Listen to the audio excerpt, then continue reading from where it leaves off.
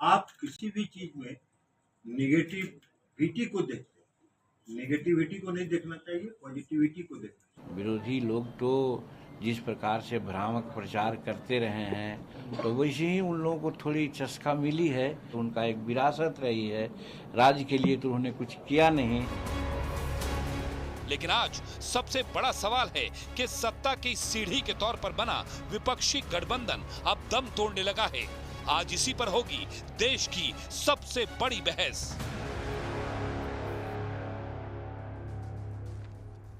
और अब वक्त है प्रसिद्ध विश्लेषण का, नतीजों के साइड इफेक्ट का विश्लेषण। साइड इफेक्ट नंबर 1, आम आदमी पार्टी ने दिल्ली का चुनाव अकेले लड़ने का ऐलान कर डाला है। साइड इफेक्ट नंबर 2, कांग्रेस बोली हरियाणा में नहीं चाहिए आम आदमी पार्टी का साथ, अकेले लड़ेंगे चुनाव। साइड इफेक्ट नंबर 3, मंत्रालय के बहाने एनडीए के सहयोगियों को उकसाने में जुटा है विपक्ष। कह रहा है कि आपको झुंझुना पकड़ा गया है। भाई किसी ने झुंझुना पकड़ा, किसी ने झुंझुना पकड़ाया, आपको क्या तकलीफ है? आप तो ना 3 में हो ना 13 में हो, यानी आप तो सरकार में हो नहीं। लेकिन साइड इफेक्ट नंबर 4, मुजफ्फरनगर में हार के बाद संजीव बालियान और संगीत सोम दोनों आमने सामने हैं। दोनों भारतीय जनता पार्टी के हैं। एक विधायक का चुनाव हारा है, दूसरा सांसदी का चुनाव हारा है। और यही कहानी हरियाणा में है और इसी से मिलती जुलती कहानी महाराष्ट्र में देखने को मिल रही है। लेकिन बड़ा प्रश्न क्या है? साइड इफेक्ट नंबर 5 यह है कि यूपी से हरियाणा तक बीजेपी के कई नेताओं ने भीतरघात का आरोप लगाया है, जो बात हम कर रहे हैं। महाराष्ट्र भी इसमें सम्मिलित है। लेकिन बड़ा प्रश्न क्या है? बड़ा प्रश्न आज का यह है, क्या देश की सियासत में कुछ बड़ा होने वाला है? कुछ बड़ा होने वाला है देश की सियासत के अंदर। शहजाद पूनावाला मेरे साथ भारतीय जनता पार्टी के हैं, मेरे साथ अमीक जमई हैं, ये दोनों स्टूडियोज में मेरे साथ हैं। एक समाजवादी पार्टी के प्रवक्ता है, एक भारतीय जनता पार्टी के प्रवक्ता है। मेरे साथ मनीषा कायंदे जी हैं, शिवसेना की नेता प्रवक्ता।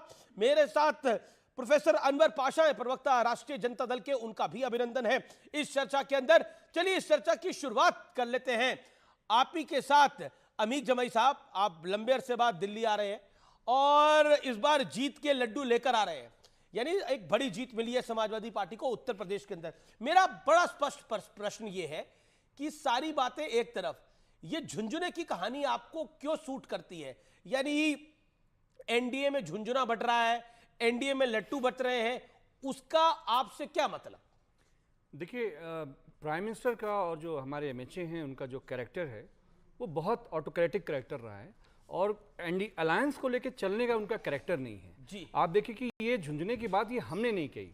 प्रफुल्ल पटेल साहब जो कि देश में कई बार वो कैबिनेट मिनिस्टर रहे हैं, उन्होंने बोला उनके साथ जो कुछ हुआ वो आप सोचिए कि अलायंस का भी जुमा एक हफ्ता नहीं हुआ है। एनडीए में जिस तरह की बातें निकल कर आ रही हैं, अगर प्रधानमंत्री अलायंस को चलाने में सशक्त होते तो ये बात और आपके दफ्तर में खत्म हो जानी चाहिए थी। लेकिन प्रफुल्ल पटेल को सड़क पे आना पड़ा। हमें पूछ रहे हैं कि नवनीत सिंह बिट्टू को जो चुनाव हार गए लुधियाना से, आपने उनको वजीर बना दिया, लेकिन हमारे जो उत्तर प्रदेश वाले हैं, ओम प्रकाश राजभर जी, उनके बेटे लड़े हैं, वो भी हारे हैं। निषाद पार्टी है जिसे अमित शाह जी ने कहा था कि आरक्षण का वादा था निषाद के लोगों से। तो ये जो कुछ दिख रहा है, ये अलायंस का जो फ्यूचर है वो हमें कुछ समझ में नहीं आ रहा है। दूसरी बात है, मेरा प्रश्न ये है कि एनडीए झुंझुना दे रहा है, यानी बीजेपी आप कह रहे हैं झुंझुना दे रही है और एनडीए के घटक दल झुंझुना ले रहे हैं, तो इसमें आपका झुंझुना कैसे नहीं? हमें तो ये दिख रहा है कि प्राइम मिनिस्टर जो दिन ब दिन जो हमें जिस तरह से वो कमजोर होते दिख रहे हैं, अगर कोई कुर्ता पजामा पहन के सड़क पे दिख जाए तो उसको भी मंत्री बना देंगे। मतलब ये हालत है कि एक पार्टी का एक एमपी है वो भी मंत्री है, बड़ी अच्छी बात है। लेकिन जिस तरह से मंत्रालय बांटे गए, ये बातें एनडीए के पार्टनर से बाहर आई है। किसने बोला? हम नहीं बोल रहे हैं। आप कोट करिए। शिवसेना शिंदे गुट ने बोला, किसने बोला कि हमें झुंझुना मिला है, हमें तकलीफ है? देखिए जो अनकंफर्ट है वो अलग अलग जगहों से सामने आ रहा है। कहां से? हमारा देखिए समाजवादी पार्टी का मेन कंसर्न क्या है? मेन कंसर्न ये कि जो 10 साल की बदहाली थी एनडीए 1 एनडीए 2 की, प्रधानमंत्री जी इस देश को बताएं कि उनका 100 दिन का कार्यक्रम क्या है, एनडीए का कन्वीनर कौन है, एनडीए के प्रोग्राम क्या हैं, एनडीए के कॉमन मिनिमम प्रोग्राम क्या हैं, क्या वो जो नीतीश जी का जो पूरा देश का सपना रहा है कास्ट सेंसस, क्या प्राइम मिनिस्टर करवाने जा रहे हैं, क्या जो नहीं, अभी बिहार का अभी प्रश्न है नहीं, कि- जब बिहार का स्पेशल पैकेज हमारे वजीर आजम कहते थे 2,500 ले लो, 5,000 करोड़ ले लो, 10,000 करोड़ ले अच्छा लो। एक बात बताइए, बिहार बहुत ये पीछे आम है। आदमी पार्टी के साथ आपका यूपी के अंदर अभी अलायंस बरकरार है नहीं, विधानसभा चुनावों के लिए? देखिए इंडिया अलायंस जो है एक देश के बड़े पैमाने पर साथ में है। अब आप जैसे पंजाब में देखिए, अगर पंजाब में नहीं, मैं आपसे प्रश्न ये पूछ हमारी रहा हूं जी। स्ट्रेटजी है। नहीं, ये आपकी हमारी स्ट्रेटजी strategy है। है। मैं तो अरे आपकी अपनी हमारी स्ट्रेटजी है, strategy है। बिल्कुल अपनी स्ट्रेटजी, आपको मुबारक हो जी अमीक भाई। लेकिन मेरा प्रश्न ये है कि आम आदमी पार्टी के साथ आप यूपी में है, क्योंकि देश लोकसभा के- में थे आप, देश के- विधानसभा चुनाव में रहेंगे या नहीं रहेंगे? हम इंडिया अलायंस के जितने पार्टनर्स हैं, माननीय अखिलेश यादव जी ने बहुत साफ कहा है, ये देश बड़ा है, संविधान बड़ा है, बाबा साहब का संविधान नहीं, बड़ा है। सवाल जो पूछ रहा हूं, अरे संविधान की आप बात करें, मैं कह रहा हूं इंडिया अलायंस में ये आपसे तीसरी बार सवाल पूछ रहा पूछ रहे हूं। हैं। इंडिया अलायंस की आपने बात बोली, आम आदमी पार्टी और सपा का अलायंस उत्तर प्रदेश में बरकरार है, कांग्रेस हो या आम आदमी पार्टी हो, हम सब लोग साथ में हैं। ठीक है, बात हो गई। ओके, शहजाद पूनावाला, देखिए सरकार आपकी मैंने बनी सारे है, सवाल सुन लिए सरकार हैं। आपकी बनी है, लेकिन इनको लग रहा है कि झुंझुना आप पकड़ा रहे हैं अपने अलायंस पार्टनर्स को। मेरी केवल एक ही रिक्वेस्ट है अमीश जी कि मैंने एक भी शब्द अमीक जी के बीच में नहीं बोला बिल्कुल है, नहीं तो बोला, जैसे बिल्कुल नहीं उन्होंने पूरा बोला और मैंने चुप बिल्कुल रहकर आपको सुना, भी मौका। वो मेरी बारी में बीच में इंटरप्ट ना करें, उनकी बुरी आदत है। और आज तो स्टूडियो में खैर अतिक्रमण किया हुआ है। एनीवेज, मैं अपनी बात शुरू करता हूँ। हमारे हाथ में झुंझुना है या नहीं है, किसी साथी के हाथ में, आपके हाथ में तो तीसरी बार जनता ने घंटा दे दिया है, और एक ही बार नहीं, तीसरी बार। NDA 1 भी बनी, NDA 2 भी बनी, NDA 3 भी बनी है, और आपके हाथ में घंटा है, तो घंटा लेकर बजाते रहिए। अब मुझे पूछना है इनसे एक बात कि झुंझुना अभी क्या कॉन्ट्राडिक्टरी स्टेटमेंट दिया इन्होंने। बोला प्रधानमंत्री इतने कमजोर है, कोई भी दिख जाएगा बंडी पहने हुए उसको मंत्री बना रहे। फिर दूसरी ओर बोल रहे हैं कि हमने अपने इतने ताकतवर एलाय को झुंझुना दे दिया है। तो भाई, या तो प्रधानमंत्री इतने ताकतवर है कि ताकतवर एलाय को झुंझुना दे रहे हैं, या तो प्रधानमंत्री इतने कमजोर है कि किसी को भी मंत्री बना रहे। दोनों स्टेटमेंट कैसे हो सकते हैं? पर लॉजिक और समाजवादी पार्टी एक दिशा में तो हो ही नहीं सकते। तीसरी बात मैं आना चाहता हूँ, हमारे यहाँ पर क्या बट रहा है वो छोड़ दीजिए। इंडिया अलायंस में जुम्मा नहीं, जुम्मे से ज़्यादा दिन हो गए हैं। चुम्मा मौत का और विदाई का देकर हरियाणा से निकल गए कांग्रेस पार्टी, आम आदमी पार्टी को छोड़ दिया। हुड्डा जी का आज का स्टेटमेंट है, ये चुम्मा देकर निकल गए दिल्ली से, ये आज का गोपाल राय का स्टेटमेंट है। और बाकी सब तो छोड़ दीजिए, एक दूसरे को मौत का चुम्मा दे रहे हैं। ये DK शिव कुमार का अभी का स्टेटमेंट है, सुनिए। ये झुंझुना करते करते घंटी की बात होने लगी है। कर्नाटका में परिणाम कांग्रेस के लिए खतरे की घंटी है, और हमारे नेताओं को गांव तक में वोट नहीं मिला। आत्मनिरीक्षण करना होगा। तो मैं यही कह रहा हूं कि किसके यहाँ झुंझुना, और झुंझुना किसमें। एक सेकंड, बीच में नहीं, मेरी बात पूरी हो जाने दीजिए, मेरी बीच में बात हो जाने दीजिए। अपना प्रोग्राम सर, अमीश जी 30 सेकंड और अपनी बात को समाप्त NDA कर क्या अमीश जी करेगा, क्या प्लीज प्रोग्राम बीच है, में वो बताओ। ना जी, इंटरप्ट जी, करें। नहीं, मैं नहीं, अपनी कोई बात interrupt पूरी नहीं करूंगा, करेगा, उसके आप बाद बीच में सवाल बोलो। जवाब होंगे। देखिए, अमीश आप जी, पक्ष में- अरे भाई क्या तरीका है ये? सरकार में- ओके अमीक जमाई आप नाराज मत होइए। आप ये बताइए तरीका नहीं है प्रोग्राम अमीक में जमाई, NDA मैं करेगा हम क्या? This is not the way अमीक to do the अमीक debate। जमाई, मेरा मैंने निवेदन है, पूरी आपके बीच में 4.5 बोलने मिनट बातें सुनी। आपने सुनी, बिल्कुल मैं सुनी। पूछना चाहता हूं आपके बाद 40 सेकंड अपने कि- कंप्लीट योरसेल्फ। जितेंद्र राम मांझी जैसे व्यक्ति को MSME मतलब उद्योग से जुड़ा हुआ मंत्रालय देते हैं, तो क्या ये अपमान नहीं है जितेंद्र राम मांझी जी का कि उनको कहा जा रहा है कि आपके हाथ में झुंझुना है? क्यों? क्योंकि वो अति पिछड़े वर्ग से आते हैं। मैं पूछना चाहता हूं कि राम मोहन नायडू जी को सिविल एविएशन दिया गया, ये साउथ के लोगों का अपमान नहीं है कि उनको सिविल एविएशन दिया गया? पूरे देश के उड़ान विभाग को देखने का काम उनको झुंझुना बोला जा रहा है। ये उनकी मानसिकता को दर्शाता है कि सामाजिक जन कल्याण हो चाहे गरीब कल्याण की नीतियों की तय करने वाली मंत्रियों को, मंत्रालयों को ये झुंझुना। और आखिरी बात मैं कह रहा हूं कि LOP के पद पर कांग्रेस ने इनको पूछा तक नहीं, CWC में रेजोल्यूशन पारित कर दिया कि हम अपना LOP बनाएंगे। ये होता है झुंझुना। वरना मुझे बताइए, आज ओडिशा के मुख्यमंत्री बने हैं मोहन जी, तो मोहन जी ट्राइबल समाज, हाँ मोहन मांझी ट्राइबल समाज से आते हैं। एक उप मुख्यमंत्री भी ट्राइबल समाज से, हमारी परिदा जी। इनको बोलो LOP जो है वो PDA से बना है। इनसे पूछे LOP PDA से बनेगा नहीं बनेगा? ठीक है, एक अच्छा LOP सवाल PDA है। से बनेगा कि नहीं बनेगा, आज बड़ा पूछिए। बड़ा स्टेटमेंट आया राहुल गांधी का आपसे कुछ मिनट पहले। राहुल गांधी ने बोला कि अगर प्रियंका गांधी वाड्रा लड़ जाती बनारस से तो मोदी हार जाते। ये बहुत बड़ी स्टेटमेंट दिया है। शहजाद पूनावाला से ही सवाल है। शहजाद पूनावाला आप ही से सवाल है। मैं तो बोल रहा हूं कि राहुल जी से यह पूछा जाना चाहिए कि यदि उनको इतनी खातिरी थी कि प्रियंका जी इतनी ताकतवर उम्मीदवार है, तो उनको चुनाव लड़ाया क्यों नहीं?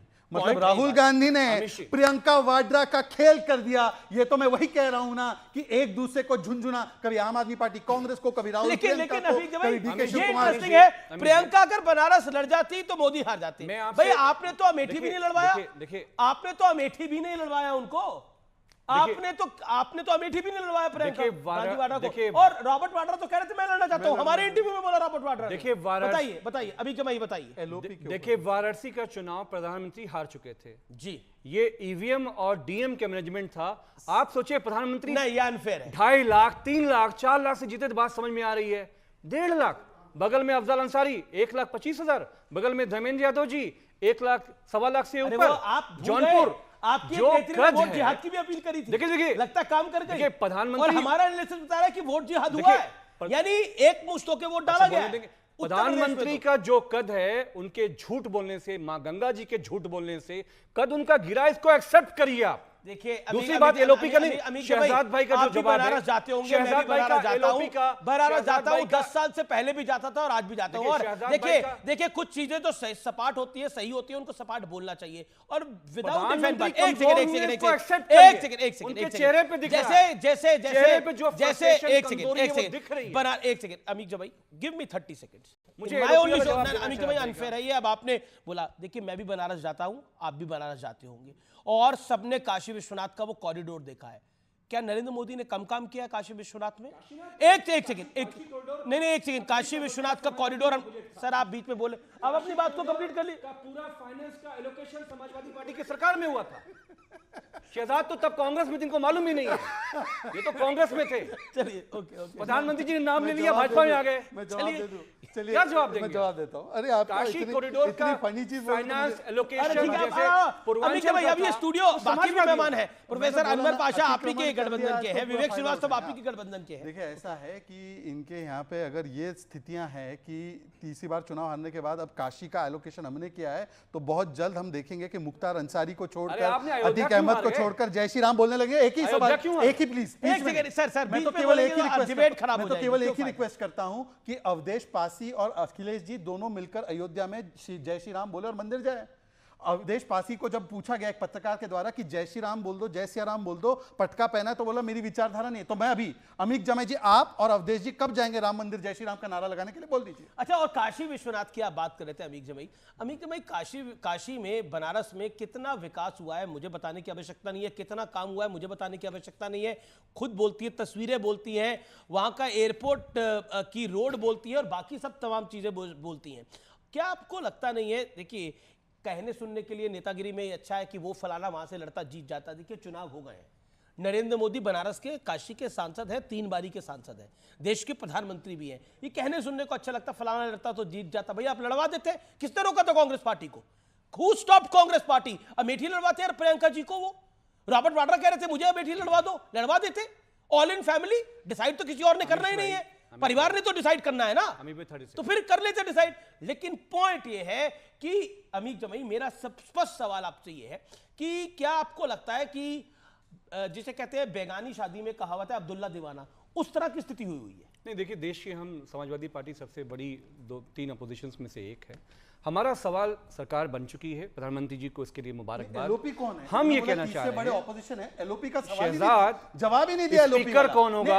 स्पीकर कौन होगा? एलओपी मैं कह रहा हूं कि कांग्रेस में समाजवादियों में एलओपी को लेकर कोई झगड़ा नहीं है। अरे उन्होंने पारित कर दिया रेजोल्यूशन, ये कहा कि कांग्रेस का होगा। आपसे अच्छा, पूछा तक सुनिए, नहीं, सुनिए। आपसे पूछा गया। चलिए, पर आपसे वो पूछा सबसे गया। बड़ी पार्टी है कांग्रेस। मैं कह रहा हूं, तो अभी मैं कह रहा हूं पीडीए का नहीं होगा। प्रधानमंत्री कौन जी, बनता? पीडीए समाज का नहीं होगा। सुनिए, ओहो, लेकिन मनीषा का एक आखिरी बात। ओके 10 सेकंड अमीर जमाई, देन मनीषा का हमारा सवाल प्रधानमंत्री जब आज LOP पीडीए आज होना जब चाहिए सरकार बन LOP गई पीडीए है, होना चाहिए।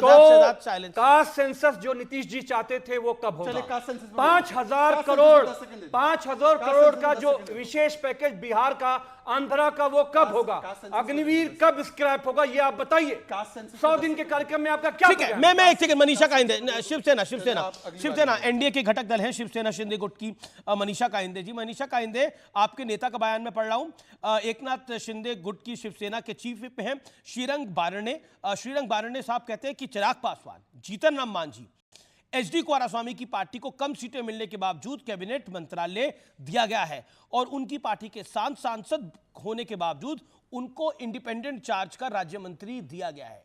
क्या आप लोगों की शिकायत है ये बीजेपी के साथ, बीजेपी ने आपके साथ अनफेयर किया है, या फिर ये चीफ विप साहब जो हैं ये खुद से बोल रहे हैं?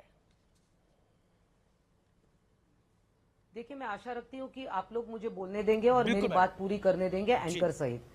सबसे पहली बात यह कि माननीय एकनाथ जी शिंदे ने पूरी लगन से एनडीए का काम किया है और सभी उम्मीदवारों का काम किया। हमारे जो मित्र पक्ष है, अजीत दादा पवार गुट हो या बीजेपी, कोई भेदभाव नहीं किया। हम एक परिवार की तरह हमने काम किया है। और जहां तक सवाल माननीय एकनाथ जी शिंदे का है, तो वो कोई इस प्रकार की बार्गेनिंग में रुचि नहीं रखते।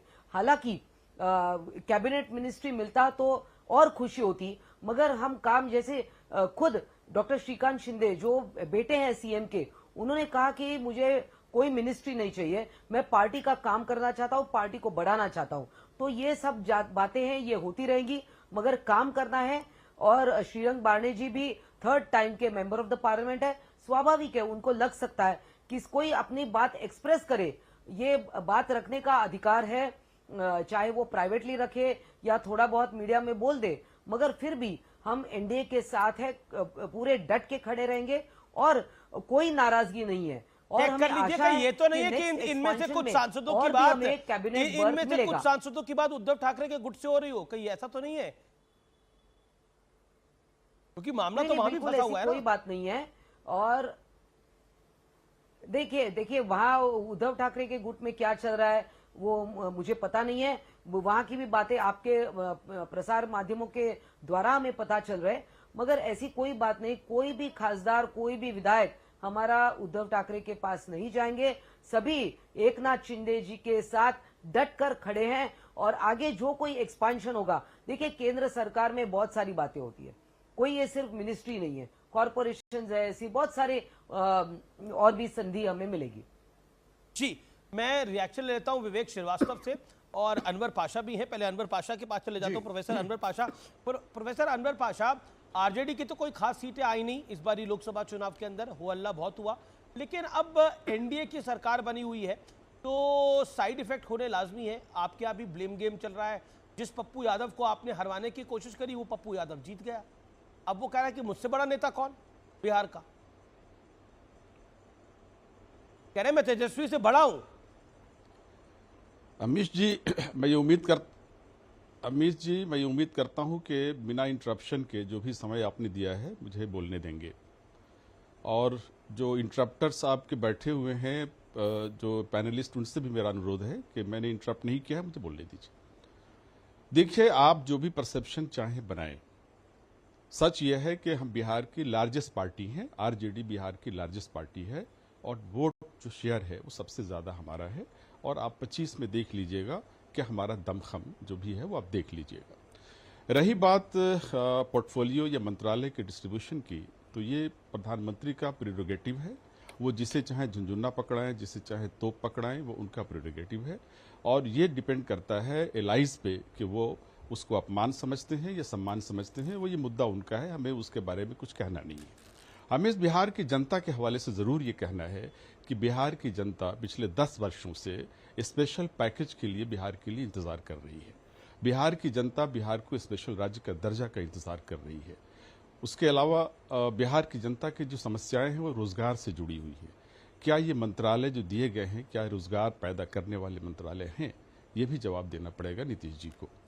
यह भी जवाब देना पड़ेगा कि जो वादा किया गया था कि हम पूरे भारत में जातीय जनगणना कराएंगे, जो वंचित समाज है उसको न्याय दिलाएंगे, उसके लिए हमने जो बिहार के तर्ज पर 75% जो रिजर्वेशन की सीमा बढ़ाई है ताकि वंचित समाज को उनका अधिकार मिल सके, वो पूरे देश के स्तर पर हो। हम ये चाहेंगे कि नीतीश जी इस मुद्दे को उठाएं।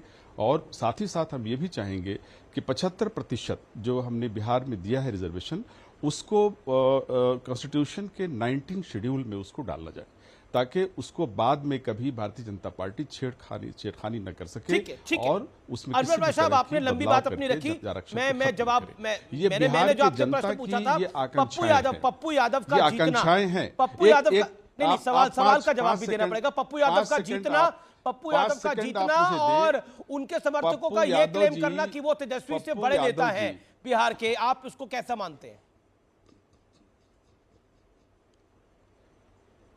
अगर भारतीय जनता पार्टी पप्पू यादव जी की बहुत ही हितैषी है तो दे दे उनको, भारतीय जनता पार्टी नहीं, पप्पू यादव के समर्थक भाई, फाइनेंस दे दे उनको, रक्षा मंत्रालय दे दे उनको। आप दे दीजिए ना, नहीं ओके, आपको शहजाद हमदर्दी पूनावाला, है ना शहजाद उनसे, तो पूनावाला, दे दीजिए आप शहजाद उनको। हम अब चाहेंगे कि पाशा आप जी, उनको मेरी मिनिस्ट्री बात दे पाशा दें। पाशा जी, अब आपने अपनी वो बात अगर को रख लिया। आपको ज्वाइन करता है ओके, तो पाशा शहजाद जी, पूनावाला, मुझे- शहजाद पूनावाला। मुझे उम्मीद है कि ध्यानपूर्वक बिना हस्तक्षेप के सुनने का दम नहीं, वो रखिए आराम से पाशा बैठते जी। हैं। पाशा जी, सबसे पहले तो 2012-13 में स्पेशल स्टेटस और स्पेशल कैटेगरी स्टेटस यूपीए की सरकार ने समाप्त कर दिया। और पता है कब? जब आरजेडी को 2009 में 4 सीटें मिली थी, तब आप लोगों को झुंझुना थमाते हुए 2009 की सरकार में आप हिस्सा नहीं थे, आपको याद होगा। आरजेडी के मुखिया को भी अपमानित किया था और समाजवादी पार्टी के मुखिया और अमर सिंह को तो किस प्रकार से गेट क्रैशर कहकर बाहर निकाल दिया था। दोनों यदुवंशी पार्टियों को झुंझुना थमाकर बेइज्जत करके बाहर कर दिया था। और उस समय अमर पर सिंह ने तो ऑन रिकॉर्ड वो बात कही भी थी। और स्पेशल कैटेगरी स्टेटस यूपीए ने समाप्त करवा दिया। उसके बावजूद भी प्रधानमंत्री नरेंद्र मोदी जी ने राज्यों को जो पैसा डेवोल्यूशन से मिलता है उसको 31% से बढ़ाकर 41% किया। और पाशा साहब, मैं आपसे सिर्फ इतना पूछना चाहता हूं, भाजपा को तो पप्पू यादव जैसे जंगल राज लाने वाले लोगों में कोई रुचि नहीं है, पर प्रियंका वाड्रा बुलाकर उससे सेल्फी खिंचवा रही है। अब आप बता दीजिए कि आपके गठबंधन के कैंडिडेट को हराने वाला, हमारे यहां से ही गई थी बीमा भारती जी, उनको हराने वाला वो आपके लिए ज्यादा प्रियंका वाड्रा जी के लिए प्रिय है। यहां महाराष्ट्र में भी वही कहानी है, मनीषा जी बताएंगी। सांगली में एमवीए के कैंडिडेट को हराने वाला विशाल पाटिल कांग्रेस में तुरंत जाकर ज्वाइन कर लेता है। ये तो इनका गठबंधन है। और इसीलिए मैं आपसे पूछना चाहता हूं और अमित जी से भी पूछना चाहता हूं, एलओपी पर क्या आपको कांग्रेस ने पूछा था? लेकिन आया ना? एलओपी नहीं, मैं आपको कांग्रेस बताऊं। सिंगल लार्जेस्ट मैं आपको- कांग्रेस इनके अमित जी, गठबंधन में सिंगल लार्जेस्ट पार्टी है।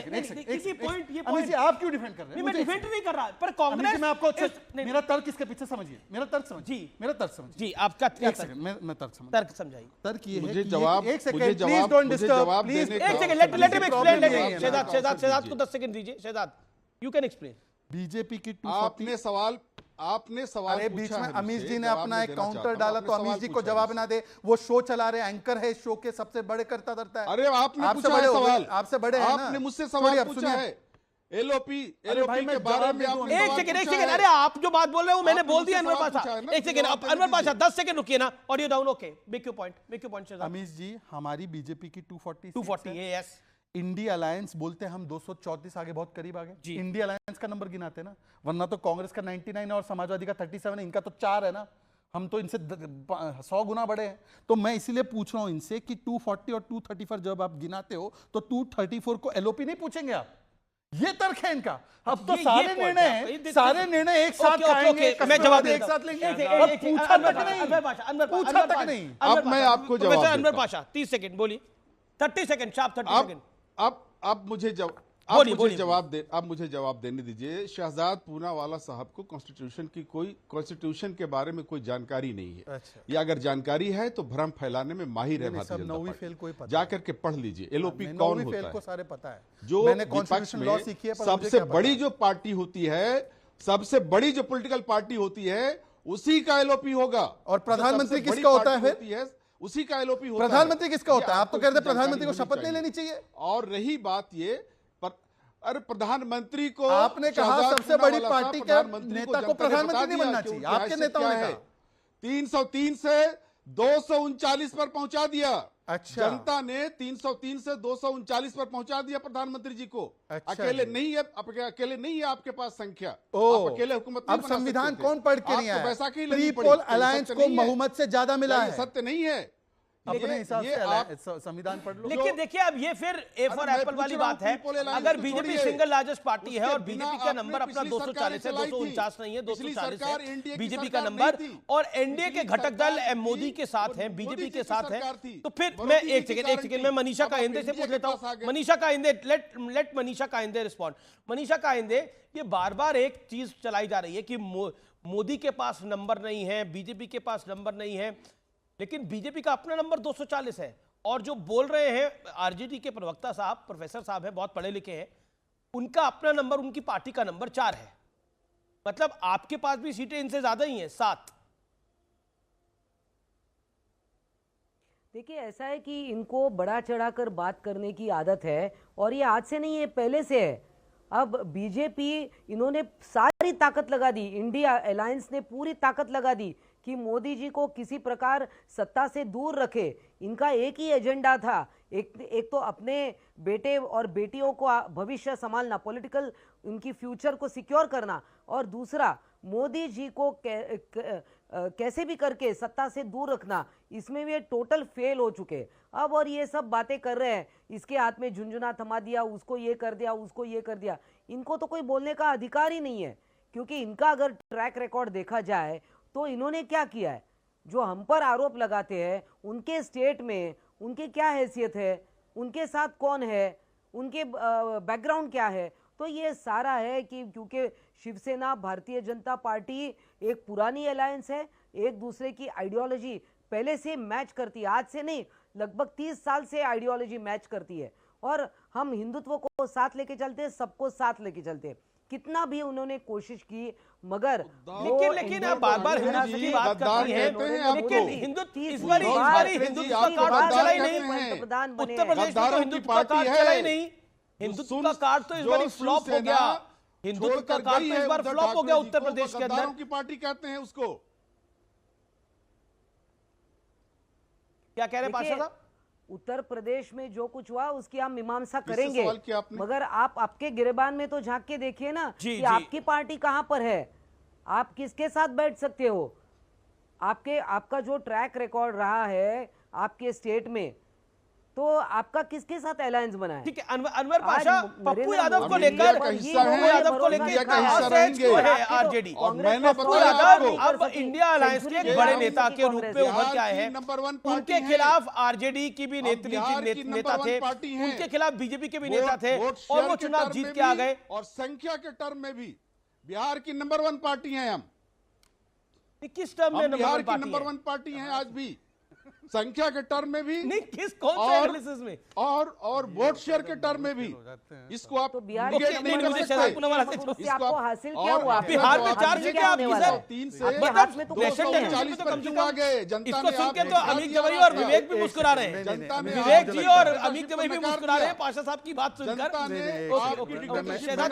इंटरवेंशन आप संविधान बदलने चले थे, नंबर 1 पार्टी पर आपकी हैसियत को जनता ने बता दिया, आप संविधान बदलने चले थे। आप पाशा जी एक सेकंड ध्यान से देखना, जरा ध्यान से फुल स्क्रीन लगाना। 1 2 संविधान बदलने चले थे ना, संविधान बदलने, अरे भाई संविधान सिखा दिया कि संविधान कैसे बदला जा सकता है, हैसियत तो बदल के करते रहेंगे मेरी बारी में।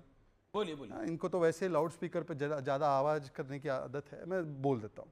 1 2 3 4, ये 4 कम होता है, 12 ज्यादा होता है। अरे आपको गणित में 12 ज्यादा होता है, 1 2 3 4 कम होता है। हो सकता है 9th में फेल होने की वजह से आपको ये पता ना चला हो, पर 4 इज लेस देन 12 दिया है।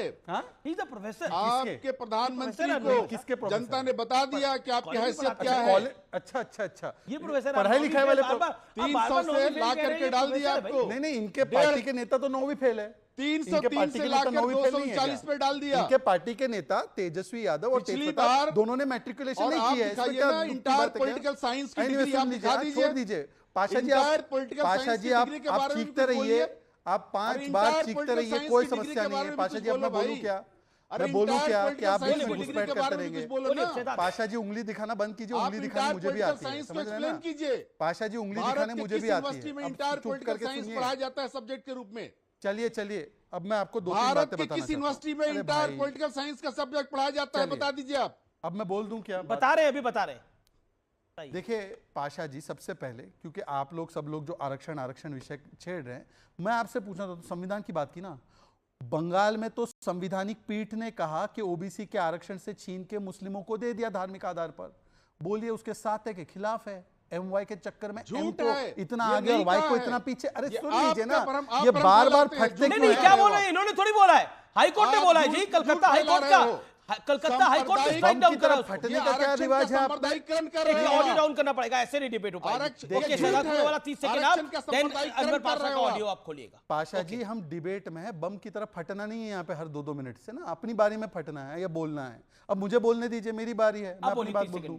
दूसरी बात, मैं आपसे क्या कह रहा हूं कि आपको एक ही सवाल तीनों लोगों से पूछा है, इनके एलओपी का पद पे पीडीए बैठेगा, ये तो पीडीए कर रहे हैं ना। हमने तो जहां विष्णुदेव साय को छत्तीसगढ़ का बना दिया मुख्यमंत्री, हमने मोहन यादव जी को मध्य प्रदेश का बना दिया मुख्यमंत्री, हमने बना दिया मुख्यमंत्री आज मोहन जी मांझी जी को ओडिशा का मुख्यमंत्री, हमने तो हर जगह पर पीडीए को आगे बढ़ाया। हमारे प्रधानमंत्री ओबीसी समाज से है। अब आप बता दीजिए कि आप इन समाजों को प्रतिनिधित्व देंगे, कांग्रेस तो पूरी नहीं। और आखिरी बात, आप एक चीज में देखिए, हमारे साथ मनीषा जी बैठी हुई है, मनीषा जी बहुत सम्मानित है। मनीषा जी को आप बार बार कॉर्नर करने की अमित जी कोशिश कर रहे हैं। हम लोग वो पार्टी है, एकनाथ जी को हमारे से बहुत कम सीटें मिली है महाराष्ट्र की विधानसभा में, फिर भी हमने गठबंधन धर्म निभाते हुए उनको मुख्यमंत्री बनाया है। और ये बात एकनाथ शिंदे जी भी जानते हैं, और इसीलिए उनके सुपुत्र ने बोला कि मैं देश के लिए काम करूंगा, मुझे मंत्री पद का कोई मोह नहीं है।